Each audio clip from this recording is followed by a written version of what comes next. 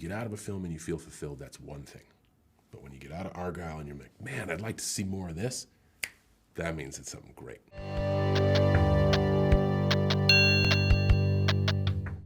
So I read that both of you are fans of Matthew's work.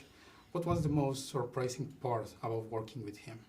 I was floored to realize how dedicated he is to every piece.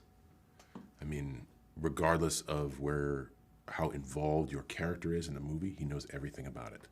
He knows aesthetically how you should look. He has an idea of what he wants and he's very open to feedback. But when you sit down with someone, if they're saying like, just figure it out, sometimes that's tough. I'm very tough working with an empty canvas. When you sit down with Matthew, he's like, I'm thinking why it is this, this, and this, and has these traits and that's, and like, wow, that's making sense. And then I can add my own brush or a little creak here or whatever. I can paint in more depth. He's like that, not just with the on-camera talent.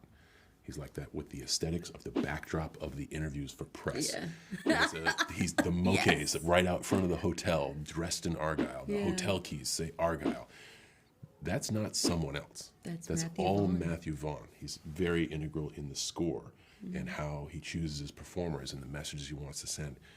For him, a film is totality, and it's not wrapped when you're finished post-production.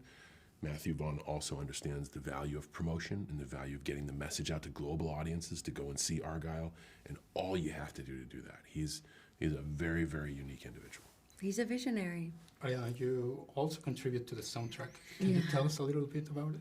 No, it's great. I sing 2 songs. One of them you hear in the context of the film, and then I actually think you hear it again in the credits, in addition to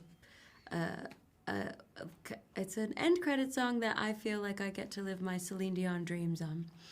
But the first tune is called Electric Energy, which is sort of like the theme for the film. The film has electric energy, and it brought me together with Stuart Price and Boy George, and I just count my lucky stars that I got to do it. And Matthew called one day and was like, I think we should do something else with you for the film. And he thought this was it. And you say yes. If he has a good idea, you say yes.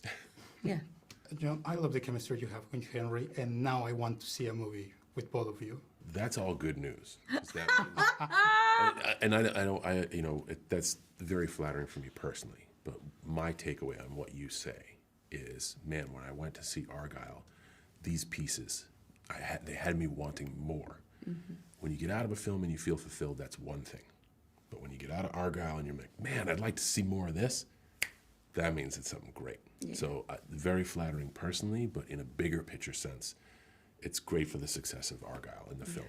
Now, now that we're talking about what is the future of the franchise, there's a tease there that things to come in the future and what it become for this cinematic universe that is creating Matthew. I want to ask you about if you will be back as your characters, and what would you like your characters to do in an eventual sequel for Argylle? Oh, I mean, if the phone call comes, I will absolutely say yes, and I have a feeling I'll do pretty much anything they'd like me to do. Sounds like a good time to me. I think the good thing about Matthew is he always has a plan, but first and foremost, make a great film. Yeah. Argylle is a great movie, and we want to make a great movie, and we want audiences around the world to enjoy Argylle. And from there, they always say that the best laid plans are great until you get hit in the face. I think having a plan is important, but people talk about building out franchises and universes. Step one is to make a great movie. Yeah.